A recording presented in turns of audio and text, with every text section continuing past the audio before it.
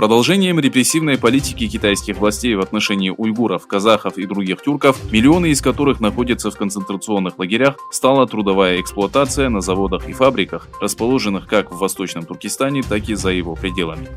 В знак недовольства данной практикой некоторые страны во главе США предложили объявить бойкот хлопку и текстильной продукции, ввозимой из Китая.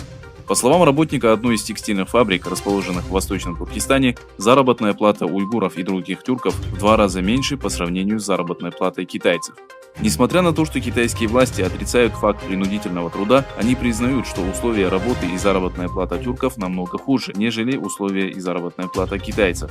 Дискриминацию по отношению к тюркам подтверждает большое количество объявлений о вакансиях.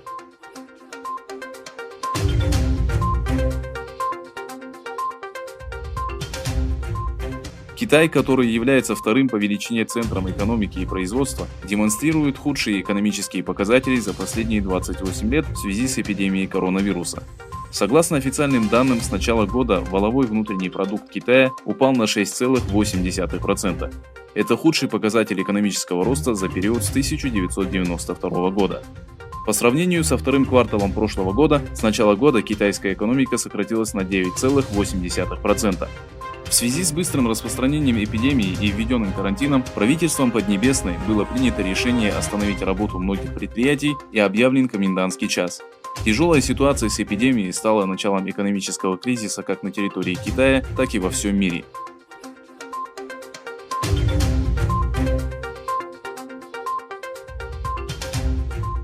Президент США Дональд Трамп заявил, что страной с наибольшим числом смертей из-за коронавируса нового типа является не США, а Китай.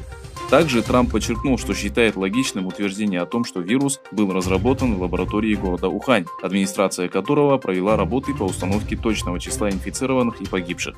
Вчера Коммунистическая партия Китая объявила, что число жертв вируса в Ухане увеличилось. По сообщениям информационного агентства Синьхуа, жертвами COVID-19 стало 1290 человек. Общее количество жертв в провинции Хубэй составило 3689.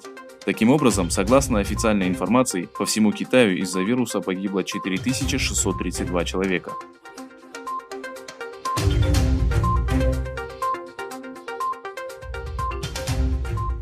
Обладатель Нобелевской премии профессор Люк Монтанье заявил, что вирус SARS-CoV-2, ставший предшественником COVID-19, содержит части вируса, вызывающего СПИД. Профессор отметил, что вирус был специально разработан в лаборатории. Монтанье, получивший Нобелевскую премию в 2008 году за открытие вируса, вызывающего ВИЧ, сделал следующее заявление. Это вирус, который содержится в слюне летучих мышей. После подробного исследования мы пришли к выводу, что вирус был модифицирован и содержит частицы ВИЧ-инфекции.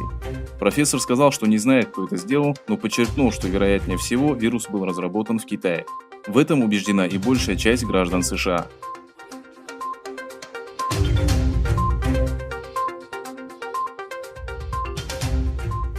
Пресс-секретарь Госдепартамента США Морган Ортагус сообщила, что министр иностранных дел Майк Помпео и его российский коллега Сергей Лавров провели телефонные переговоры и обсудили вопрос о разоружении.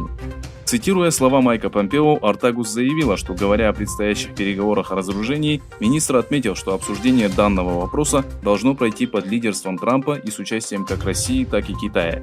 Кроме этого, представитель Госдепартамента США сообщила, что в рамках стратегического сотрудничества министры обсудили вопрос борьбы с эпидемией, граждан США, задержанных российскими правоохранителями, и региональные проблемы.